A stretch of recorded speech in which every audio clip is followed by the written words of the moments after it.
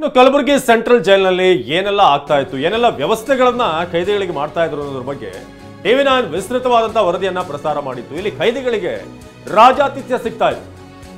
Central ಜೈಲಿನಲ್ಲಿಂದು ಅಧಿಕಾರಿಗಳಿಂದ ಈಗ ಸಿಸಿಟಿವಿಯ ಪರಿಶೀಲನೆ ಆಗುತ್ತೆ. ಯಾವಾಗ ಟಿವಿ9 ಇದರ ಬಗ್ಗೆ ವಿಸ್ತೃತವಾದಂತಹ ವರದಿಯನ್ನ ಪ್ರಸಾರ ಮಾಡ್ತು, ಪ್ರಿಯಾಂಕ್ ಖರ್ಗೆ ಅವರು ಕೂಡ ಅಲರ್ಟ್ ಆಗಿದ್ದಾರೆ. ನಿನ್ನೆ ಕೆಡಿಪಿ ಸಭೆಯಲ್ಲೂ ಕೂಡ ಇದರ ಬಗ್ಗೆ ಪ್ರಶ್ನೆ ಮಾಡಿದ್ರು. ನಿನ್ನೆಯಷ್ಟೇ ಪ್ರಕರಣ ತನಿಖೆಗೆ ಒಪ್ಪಿಸಿರುವಂತಹ ಪ್ರಿಯಾಂಕ್ ಖರ್ಗೆ ಇಂದು ಸಂಜೆ ಒಳಗೆ ವರದಿ ನೀಡುವಂತೆ ಡೆಡ್ಲೈನ್ ಅನ್ನು ಕೊಟ್ಟಿದ್ದಾರೆ.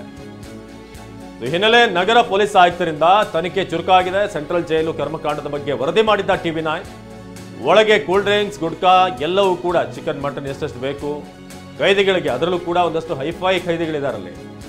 ವರದಿ ಬಳಿಕ ಜಿಲ್ಲಾ ಉಸ್ತುವಾರಿ ಸಚಿವರಿಂದ ತನಿಖೆಗೆ ಸೂಚನೆ. ನಿನ್ನೆ ಕೆಡಿಪಿ ಸಭೆಯಲ್ಲೂ ಕೂಡ ಪ್ರಶ್ನೆ ಮಾಡಲಾಯಿತು. ಇದು ಹಳೆ ಫೋಟೋ, ಹಳೆ ವಿಡಿಯೋ ಅಂತೆಲ್ಲ ಕತೆ ಹೊಡಿತಿದ್ರಲ್ಲಿ.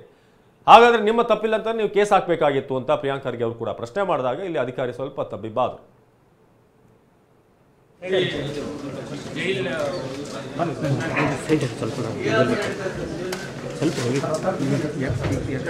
ಏನು ಬಂದಿದೆ ನಮಗೆ ಎವ್ರಿ ಫ್ರೈಡೇ ಮಟನ್ ಮತ್ತು ಚಿಕನನ್ನು ಕರ್ನಾಟಕ ಕೊಡ್ತೀವಿ ಸರ್ ಹೊರಗಡೆ.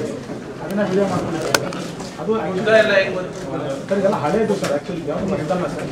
ಈಗ ಅದರಲ್ಲಿ ಯಾವುದು ನಡೀತಾರೆ ಸರ್. ಮತ್ತೆ ಏನಾಗಿದೆ ಅಂದರೆ ನಾವು ಕೇಸ್ ಸ್ಟಾಫ್ ಮೇಲೆ ಅವತ್ತು ಹರಿಗೇಡ್ ಕೇಸ್ ಮಾಡಿದ್ವಿ ಸರ್. ಹರಿಗೇಡ್ ಕೇಸ್ ಮಾಡಿದ್ದಕ್ಕೆ ಅವ್ರಿಗೆ ತೊಂದರೆ ಆಗ್ತದೆ ಅಂತೇಳಿ ಅವ್ರು ಇನ್ಸ್ಪೆಕ್ಟರ್ ಮೇಲೆ ಅಲಿಗೇಷನ್ ಮಾಡಿ